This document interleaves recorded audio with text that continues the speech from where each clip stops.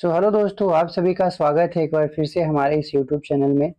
जैसा कि आप सभी को पता है कि एमटीएस का सीरीज चल रहा है। जितने भी एमटीएस के प्रीवियस ईयर में आए हुए जितने भी एमटीएस के क्वेश्चन हैं वो मैं इस सीरीज में करा रहा हूँ। ठीक है, तो आज का जो वीडियो है वो 3 मई 2023 का जो फर्स्ट शिफ्ट में पूछा गया जीके जीएस के जितने 25 क्वेश्चन है उसका एक्सप्लेनेशन के साथ आज का ये वीडियो हमारा है रहने वाला है। तो अगर आपका ये वीडियो आप मेरा ये वीडियो आप सभी को अच्छा लग रहा है, आपके लिए हेल्पफुल है, तो हमारे चैनल को सब्सक्राइब कर लीजिए और वीडियो को लाइक करना बिल्कुल भी ना भूलें। ठीक है, इससे पहले जितने भी और प्रीवियस ईयर की जो वीडियोस है वो अपलोड कर दिए गए हैं, उसे भी आप जाकर जरूर देख लें। पहला नंबर क्वेश्चन से हम लोग स्टार्ट करते हैं। और इन सभी क्वेश्चन में आपने कितने 25 क्वेश्चन में से आपने कितने क्वेश्चन का आंसर सही दिया है वो आप कमेंट में जरूर करके दिखाएं। पहला नंबर क्वेश्चन हमारा स्टार्ट होता है करेंट अफेयर से। आप चाहे तो इसको स्किप भी कर सकते हैं। अक्टूबर 2022 तक भारत में कितने तक की वार्षिक आय वाले परिवार को दिया जाने वाला संपार्श्विक मुक्त ऋण, जिसको कोलेक्ट्रल फी लोन भी कहते हैं, सूक्ष्म वित्तीय ऋण कहलाता है, उसको बताना है आपको। तो इसका जो ऑप्शन नंबर हो जाएगा वो सी हो जाएगा, 3 लाख का। इसमें ज्यादा एक्सप्लेनेशन की जरूरत नहीं है, आपको याद रखना है। क्वेश्चन नंबर 2 पर पढ़ते हैं। 2011 की जनगणना के अनुसार निम्नलिखित में से किस केंद्र शासित प्रदेश का लिंगानुपात सबसे कम है? बात कर ले जनगणना की, तो 2011 की जनगणना से बहुत सारा क्वेश्चन एमटीएस पे पूछा गया है पिछले साल। तो आप एक बार जरूर 2011 की जनगणना को आप याद कर लेंगे। ठीक है, जितने भी इसके इंपॉर्टेंट पॉइंट होते हैं। कौन सा ऐसा केंद्र शासित प्रदेश है जिसका लिंगानुपात अभी जो है सबसे कम है? केंद्र शासित प्रदेश आपको बताना है कि किसका लिंगानुपात सबसे कम है। ऐसा कौन सा केंद्र शासित प्रदेश है जिसका लिंगानुपात सबसे कम है, ये आपको बताना है। ऑप्शन ए है दमन और द्वीप, ऑप्शन बी है अंडमान निकोबार द्वीप समूह, ऑप्शन सी है लक्षद्वीप और ऑप्शन डी है दादर और नगर हवेली। इसका आंसर क्या हो जाएगा आप लोग को बताना है। तो इसका जो आंसर हो जाएगा वो ऑप्शन नंबर ए हो जाएगा, दमन एंड द्वीप। दमन और द्वीप की जो अभी यहाँ का जो लिंगानुपात है वो सबसे कम है केंद्र शासित प्रदेश का। यहाँ पे प्रति 1000 पुरुषों पे लगभग 618 ही यहाँ का महिलाएं हैं, 618 ही महिलाएं हैं। लगभग 1000 पुरुषों पे 618 महिलाएं हैं। ठीक है, अच्छा बात कर ले कि भारत में सबसे ज्यादा लिंगानुपात वाला राज्य कौन सा है, तो वो है केरल। केरल है जो सबसे ज्यादा लिंगानुपात वाला राज्य है। अच्छा ये भी बात कर ले जो केरल है वो साक्षरता दर में भी सबसे आगे है, ये भी आपको याद रखना है। ठीक है, बढ़ते हैं अगले क्वेश्चनों पे। क्वेश्चन नंबर 3 क्या कह रहा है? ड्रीम्स फ्रॉम माई फादर की किसकी आत्मकथा है? आपको बताना है ड्रीम्स फ्रॉम माई फादर किसकी आत्मकथा है। ऑप्शन ए है Anne Frank, Benito Mussolini, Benjamin Franklin और बराक ओबामा। तो ये हो जाएगा option number D Barack Obama. ये किसकी आत्मकथा है? बराक ओबामा की। अच्छा बात कर ले बराक ओबामा की, तो ये पूर्व राष्ट्रपति रह चुके हैं। और बराक ओबामा है जो अमेरिका के पूर्व राष्ट्रपति रह चुके हैं। ठीक है, अच्छा अगर बात कर ले कि अमेरिका के जो पहले राष्ट्रपति कौन हुए, तो वो जॉर्ज वाशिंगटन। कौन हुए? जॉर्ज वाशिंगटन, जो कि अमेरिका का कैपिटल भी इन्हीं के नाम पे रखा गया है। ठीक है, आप लोग कमेंट में करके बताइए कि अभी अमेरिका के प्रधानमंत्री सॉरी राष्ट्रपति कौन है। अमेरिका का प्रधानमंत्री नहीं होता है, राष्ट्रपति होता है। तो आपको बताना है कि अमेरिका का अभी का राष्ट्रपति कौन है। ठीक है, क्वेश्चन नंबर 4 पे बढ़ते हैं। निम्नलिखित में से किस गीत की रचना प्रसिद्ध भारतीय संगीतकार राहुल देव वर्मन ने किया था? तो राहुल देव वर्मन के द्वारा जो कौन सा ऐसा गीत है जो लिखा गया है या उनके द्वारा रचना किया गया? ठीक है, ऑप्शन नंबर ए है किसी की मुस्कुराहटों पे हो निशार, ऑप्शन नंबर बी है ये दोस्ती हम नहीं तोड़ेंगे, ऑप्शन नंबर सी है ए दिल है मुश्किल और ऑप्शन नंबर डी है केसरिया। तो बताना है कौन सा हो जाएगा। इसका हो जाएगा ऑप्शन नंबर बी, ये दोस्ती हम नहीं तोड़ेंगे। ठीक है, बढ़ते हैं अगले क्वेश्चनों पे। बैटरी में किस प्रकार का ऊर्जा रूपांतरित होता है आपको बताना है। ऑप्शन नंबर ए है रासायनिक ऊर्जा का ध्वनि ऊर्जा में, रासायनिक ऊर्जा का विद्युत ऊर्जा में, रासायनिक ऊर्जा का प्रकाश ऊर्जा में, या फिर यांत्रिक ऊर्जा का रासायनिक ऊर्जा में। ऑप्शन नंबर डी है, कौन सा होगा बताइएगा इसका आंसर। तो इसका जो हो जाएगा वो हो जाएगा रासायनिक ऊर्जा का। ये जो है रासायनिक ऊर्जा को विद्युत ऊर्जा में ये परिवर्तन करता है। ऑप्शन नंबर बी इसका सही आंसर हो जाएगा। ठीक है, क्वेश्चन नंबर 6 क्या क्या है, ध्यान से समझना है। पुदुमई पेन योजना किस राज्य सरकार द्वारा शुरू की गई थी? ऑप्शन ए है महाराष्ट्र, आंध्र प्रदेश, ऑप्शन सी है केरला, ऑप्शन डी है तमिलनाडु। किसके द्वारा चलाया गया था पुदुमई पेन योजना? ठीक है, बताइए। तो ये हो जाएगा इसका आंसर तमिलनाडु। क्या हो जाएगा? तमिलनाडु इसका जो हो जाएगा वो सही आंसर हो जाएगा। अच्छा, इसको चलाया कब गया था? तो ये अप्रैल 2023 में इसको चलाया गया था। अप्रैल 2023 में इस योजना को चलाया गया था। अगर बात कर ले इस योजना के बारे में, तो इसमें लगभग जो भी सरकारी स्कूल के छात्राओं हैं उनको उच्च शिक्षा प्राप्त करने के लिए 1,000 रुपए की मासिक वित्तीय सहायता प्रदान की जाती है इसके थ्रू। ठीक है, बढ़ते हैं अगले क्वेश्चनों पे। ठीक है, रामपा मंदिर किस देवता को समर्पित है? तो ऑप्शन नंबर ए है भगवान इंद्र, भगवान राम, और ऑप्शन नंबर सी है भगवान शिव, और ऑप्शन नंबर डी है भगवान विष्णु। कौन सा इसका सही आंसर होगा? जो रामपा मंदिर है किस देवता से समर्पित है? तो इसका जो हो जाएगा वो ऑप्शन नंबर हो जाएगा सी। ये जो है भगवान शिव से, ये मंदिर किससे संबंधित है? भगवान शिव से संबंधित है। अच्छा, अगर देख लें इस मंदिर का नाम, तो इसका एक और नाम है रुद्रेश्वर मंदिर, आपको वो भी याद रखना है। ठीक है, और ये भगवान शिव से संबंधित है। अच्छा, इसकी जो निर्माण कौन करवाया था इस मंदिर का? तो एक वंश था जिसका नाम है काकतीय वंश, और उसी का शासक था गणपति देव। और ये गणपति देव तो था वो इसका निर्माण करवाया था। ठीक है, अगर बात कर ले तो 2021 में इस मंदिर को यूनेस्को की जो विश्व विरासत सूची में भी इसे शामिल कर लिया गया है, रामपा मंदिर को। ठीक है, आपको इसको याद रखना है। बढ़ते हैं अगले क्वेश्चन पे, question number 8। Question number 8 question number 8 missing है, तो क्वेश्चन नंबर 9 हम लोग देख लेते हैं क्या है। क्वेश्चन नंबर 9 में क्या है? क्वेश्चन नंबर 9 हमारा क्या है? 9 में क्वेश्चन में यह है ग्यासुद्दीन तुगलक की मृत्यु के बाद गद्दी पर कौन बैठा? आपको बताना है ग्यासुद्दीन तुगलक की मृत्यु के बाद गद्दी पर कौन बैठा था, ये बताना है। तो ऑप्शन नंबर ए है Mohammad Tughlaq, option number B है Mohammad bin Tughlaq, option number C है खुसरो खान, और ऑप्शन नंबर डी है मुबारक खान। कौन सा इसका सही आंसर हो जाएगा? तो 9 का जो सही आंसर होगा वो क्या हो जाएगा? मोहम्मद बिन तुगलक, यानी कि ऑप्शन नंबर बी है जो सही है, मोहम्मद बिन तुगलक। अच्छा, अगर बात करें मोहम्मद बिन तुगलक की, तो इसका जो पहले नाम था मोहम्मद बिन तुगलक नहीं था, इसका नाम था जूना खां। जब ये अपनी गद्दी पर बैठ रहा था उस समय उसका डेट था 1325 ईस्वी।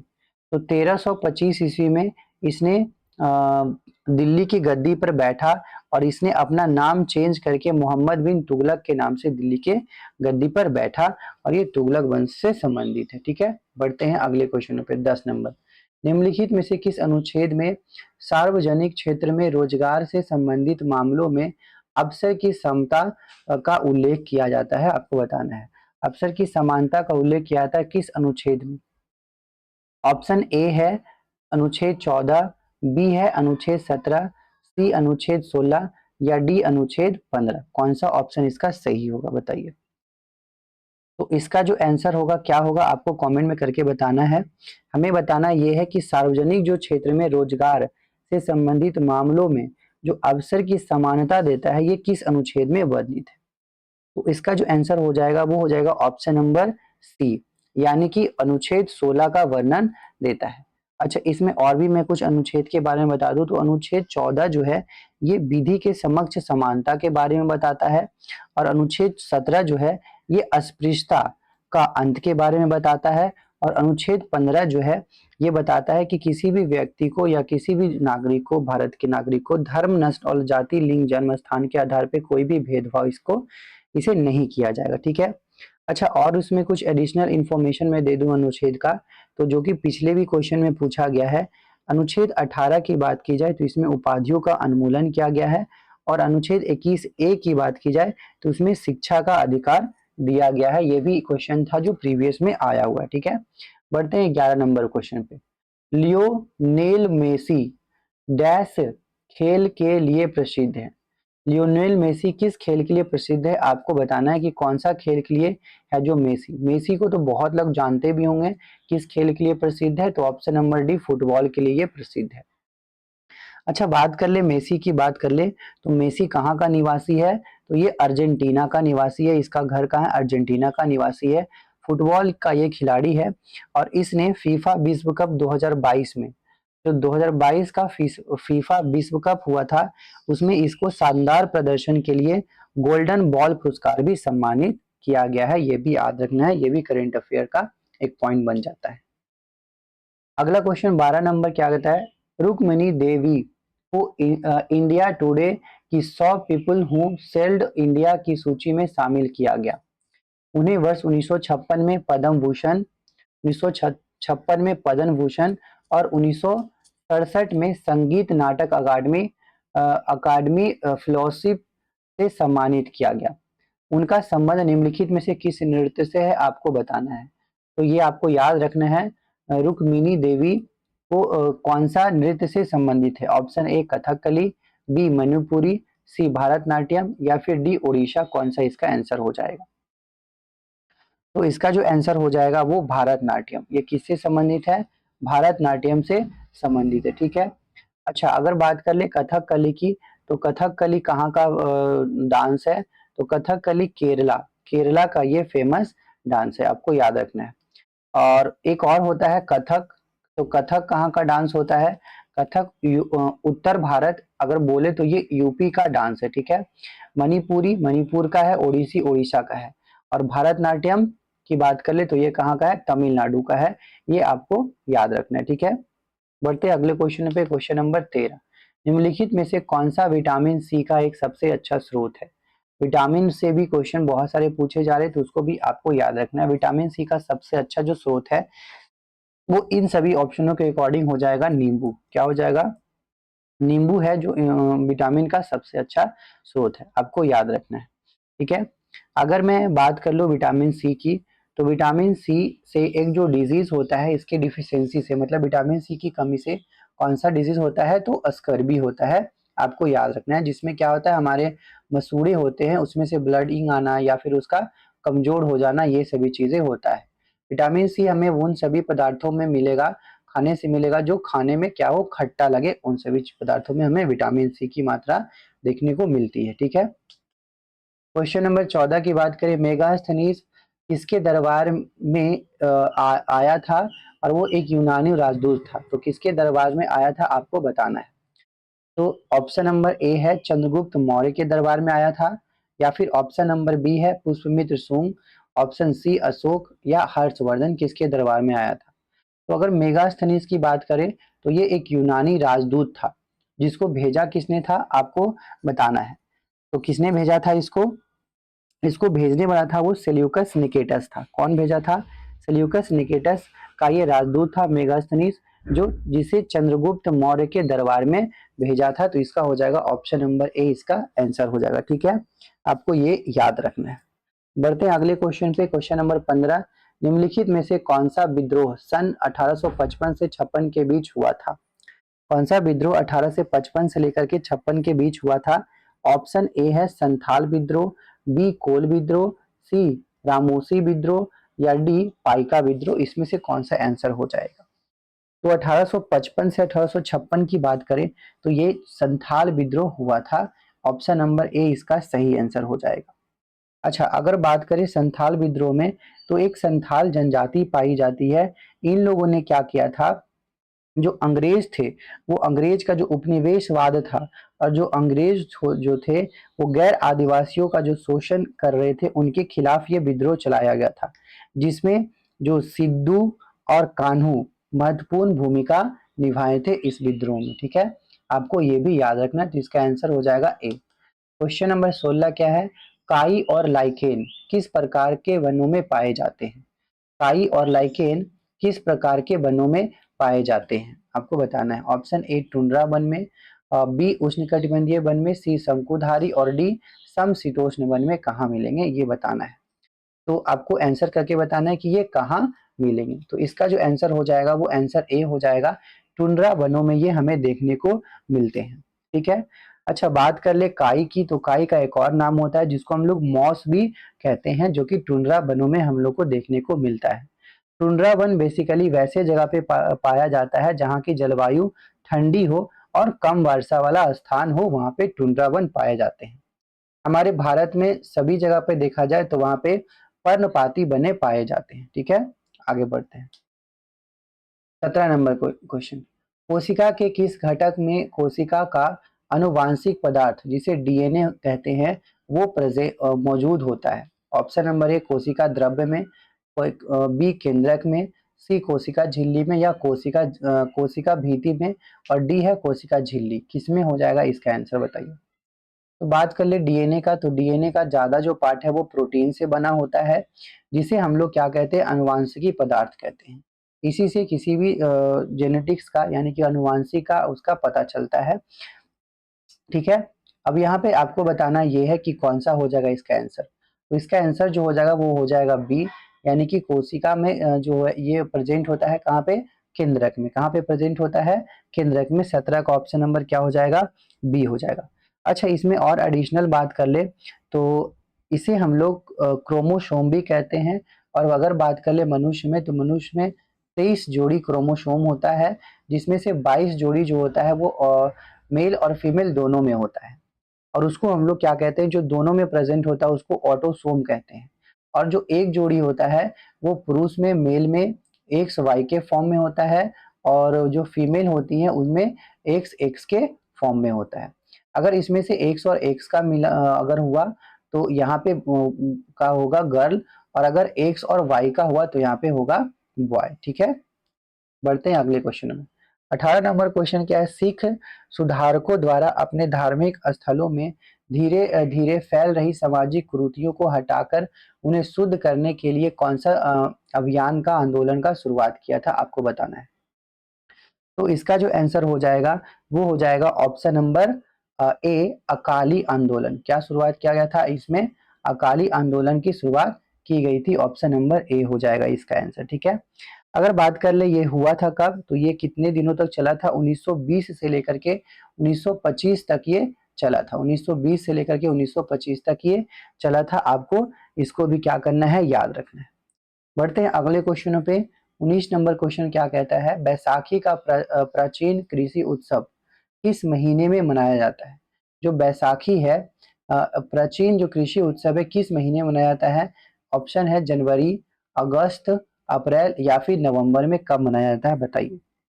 तो इसका जो आंसर हो जाएगा वो हो जाएगा अप्रैल महीने में मनाया जाता है। Option number C is the right answer of this question. ठीक है, अच्छा, बात कर ले अगर बैसाखी जो प्राचीन कृषि उत्सव है, ये किन दो राज्यों में ज्यादा मनाया जाता है? तो पंजाब और हरियाणा। किसमें मनाया जाता है? पंजाब और हरियाणा में मनाया जाता है। ज्यादातर पंजाब में बैसाखी को मनाया जाता है, आपको याद रखना है। ठीक है, बढ़ते हैं अगले क्वेश्चनों पे। अगला क्वेश्चन हमारा क्या है, 20 नंबर। दक्कन का पठार भारत के एक त्रिकोणीय भूभाग है जो डैश नदी के दक्षिण में स्थित है, बताना है। दक्कन का पठार के बारे में आपको बताना है कि ये कैसा है, एक त्रिकोणीय भूभाग है ऐसा।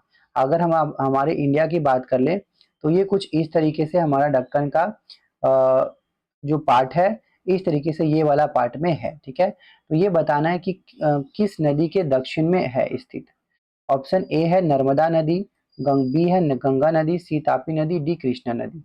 तो इसका जो आंसर हो जाएगा वो नर्मदा नदी हो जाएगा। कौन सा हो जाएगा, नर्मदा नदी। तो यहाँ से अगर बात करें, इसको समझते हैं अगर मैप में, तो ये हमारी कुछ नदियां हैं, और यहाँ पे हमारा है नर्मदा नदी। कौन सी नदी है, यहाँ पे हमारी आती है नर्मदा नदी। आपको वो भी ध्यान में रखना है, कौन सी नदी आती है, नर्मदा नदी। तो नर्मदा नदी की बात करें तो ये है हमारी नर्मदा नदी, जो कि यहाँ से बहती हुई आती है। ठीक है, अब ये वाला एरिया जो है, इधर वाला एरिया, ये वाला, ये सारा हमारा आता है, देखिए ट्रायंगुलर शेप में आ रहा है। किस में आ रहा है, ट्रायंगुलर शेप में आ रहा है। तो ये सभी जो हमारी हो गई, इन्हें हम लोग दक्कन का पठार कहते हैं। ठीक है, और ये नर्मदा नदी के दक्षिणी वाले भाग में आ रहा है। ठीक है, अगर और भी बात करें तो यहाँ पे सतपुड़ा जो पर्वत श्रृंखला है, इसके उत्तर में है, इसके विस्तृत आधार को फैलाती है। और यहाँ पे महादेव, कैमूर, और कैमूर की जो पहाड़ियां हैं और मैकाल की जो श्रेणियां हैं, इसके पूर्वी विस्तार में आते हैं। ये भी आपको ध्यान में रखना है। तो बढ़ते हैं अगले क्वेश्चन पे। भारत में पहला उच्च न्यायालय कब स्थापित किया गया था? ऑप्शन क्वेश्चन नंबर 21 है कि भारत का जो पहला उच्च न्यायालय था कब स्थापित किया गया था? ऑप्शन है 1860, 1862, 1857, 1867। कौन सा इसका आंसर हो जाए? इसका आंसर हो जाएगा बी, 1862 में इसका स्थापना किया गया था। ठीक है। अच्छा, अगर बात कर ले तो ये स्थापना हुआ था कहाँ? तो ये कलकत्ता में हुआ था। कहाँ पे हुआ था? कलकत्ता में ये हुआ था पहली बार हमारा उच्च न्यायालय की स्थापना 1862 में। ऑप्शन क्वेश्चन नंबर 22 कहता है, ये भी करेंट अफेयर का क्वेश्चन है। जनवरी 2022 में भारत में मतलब किसके साथ यूएसडी 374.96 मिलियन के अपने सबसे बड़े रक्षा निर्यात ऑर्डर के सौदे पर हस्ताक्षर किया था? तो इसका आंसर क्या हो जाएगा? इसका आंसर हो जाएगा फिलीपींस। फिलीपींस के साथ ये किया गया था, तो आपको इसको याद रखना है। ऑप्शन क्वेश्चन नंबर 23 क्या है? राष्ट्रमंडल खेल 2022 में बजरंग पूनिया ने किस खेल में स्वर्ण पदक जीता? आपको याद रखना है बजरंग पूनिया के बारे में। तो बजरंग पूनिया ने किस खेल में स्वर्ण पदक जीता? तो ऑप्शन है मुक्केबाजी, भाला फेंक, कुश्ती या फिर भारोत्तोलन। क्या हो जाएगा इसका आंसर? आपको बताना है। तो इसका जो आंसर हो जाएगा वो हो जाएगा कुश्ती। ऑप्शन नंबर सी इसका सही आंसर। ठीक है। अच्छा, ये कुश्ती की बात करें तो कितने का हो रहा था? तो यहाँ पे जो पुरुषों की कुश्ती थी वो 65 किलोग्राम 65 केजी का यहाँ पे हो रहा था। ये पुरुषों की 65 केजी की कुश्ती थी। ठीक है। बढ़ते हैं 24 नंबर क्वेश्चन पे। 1989 में राष्ट्रीय ग्रामीण रोजगार कार्यक्रम को किसमें है जो शामिल कर लिया गया है? 1989 में राष्ट्रीय ग्रामीण रोजगार कार्यक्रम को किसमें शामिल कर लिया गया है? ऑप्शन ए जवाहर रोजगार योजना में, बी इंदिरा आवास योजना में, सी ग्रामीण भूमिहीन रोजगार गारंटी कार्यक्रम में, और डी रोजगार आश्वासन योजना में। तो इसका जो आंसर हो जाएगा वो हो जाएगा ऑप्शन नंबर ए, जवाहर रोजगार योजना। ठीक है। आपको ये भी याद रखना है। आज का लास्ट क्वेश्चन, आई होप ये सभी का जो एक्सप्लेनेशन है वो आपको अच्छे से समझ में आ रहा होगा। सुगमी या फिर सुगी, सुगी भारत के किस राज्य का एक प्रसिद्ध लोक नृत्य है? जो सुगी है भारत के किस राज्य का एक प्रसिद्ध लोक नृत्य है, आपको बताना है। तो आपका इसका आंसर हो जाएगा क्या? अच्छा, ऑप्शन छत्तीसगढ़ है, सिक्किम है, कर्नाटका है और पंजाब है। इसका आंसर हो जाएगा कर्नाटका।